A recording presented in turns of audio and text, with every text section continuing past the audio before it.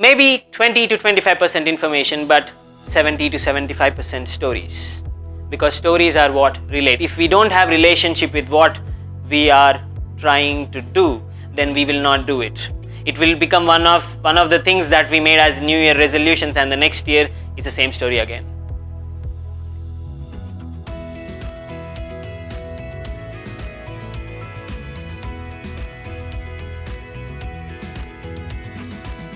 So Sam has already talked about how story trumps information, and I'm here to prove why that is the case. So he just made a statement. I will give you a full-blown proof on why that works that way. Okay? But before I get into that, I have one question. What do you think is the biggest gift that creation has given to human being, that it has given to no other species? Smile, yes. I think even monkeys smile. I've seen a few, but yes. What is the biggest gift? Sorry? The choice. The choice, free will. Yes, that's 100% I agree with that. What else? Imagination. That was the answer I was looking for. So imagination is what makes us very, very different to every other species. Like you think of a lion. How his great grandfather lived is exactly how he lives today as well. Same thing, eat, procreate, and excrete. That's all. Same process keeps going on. But imagine how your great grandfather lived and compare that to how you are living today. Big astronomical change. Only because of the capacity of imagination that human beings have. We are able to imagine a better future. We are able to imagine a better possibility for our companies, for our teams, for our clients. And we are able to materialize that on our way. And great stories spark great imaginations. But we often see many people around us who, at the sight of stories, they are like, I'm bored, don't tell me stories, come to the point already. We have met such people, yes? Can we all agree on that commonly? Yes? Just come to the point, don't tell me the story. But they are missing the whole point, and I'll tell you what exactly they are missing. Can we all agree that many people died with great ideas than as many people who have manifested that ideas in this world? Yes? Totally true? So we are all able to imagine great things, but not all of us are able to actualize those things. So where is the gap? And I'm here to show you where the gap is. Imagination to actualization. The first thing we start with is information. Okay, we all have a lot of information. We know exactly what is the right thing to do. We know exactly where to go, what to get, and what is the skill we need to get to our next level. Even our majority of us here are HR leaders. So I'm assuming most of your employees are motivated to grow. And they imagine good things for themselves. Some of them may be doing visualization exercises and the likes. And they exactly know what to get, where to go, what kind of skills to gain, whom to talk to, what kind of projects to get. But still, we don't see as much growth in them or due to them in the organization. And the problem lies in the lack of relating or relationship with the task that we are doing.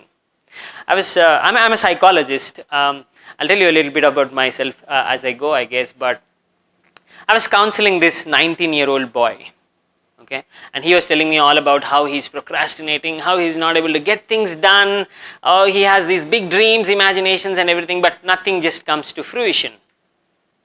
And then I asked him one question.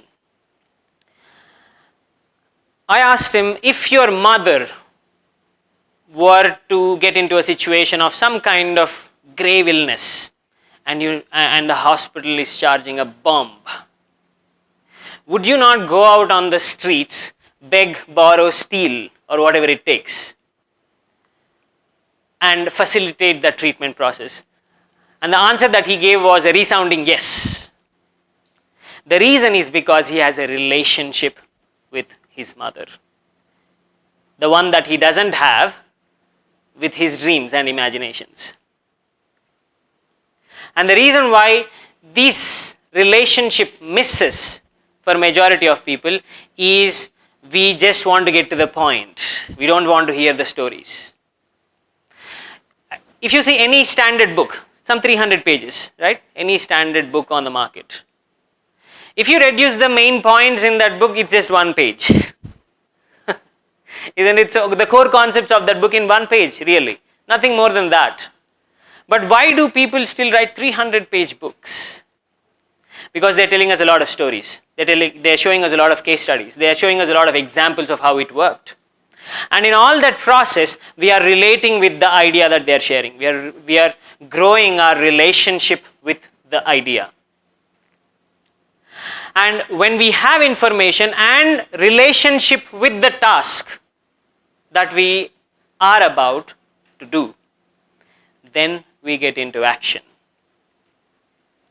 So great stories not just inform, but they relate people on the point of transformation and they get them to act eventually. True transformation lies in action. It doesn't lie in information. In fact, I believe that too much of information is indigestion. How many people would have spent enough time on Amazon trying to buy one product and you just can't make a decision? Because even for a diaper, there is hundreds of brands. So how are decisions getting made? How are actions being made eventually? Only through relating with stories. Not through information, only through relating with stories. Maybe 10, 20, 25% information, but 75% story. And this I'm saying as one of the greatest proponent of logic myself. I'm a graduate in mechanical engineering from IIT Kharagpur. And now I'm a psychologist. So you can see how my scientific education would have made me believe in logic so much that it only led me to my own depression in life. Okay? And then it is stories that transformed me eventually.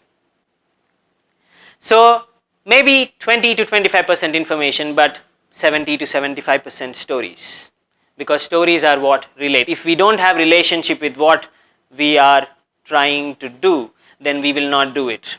It will become one of the things that we made as New Year resolutions, and the next year it's the same story again.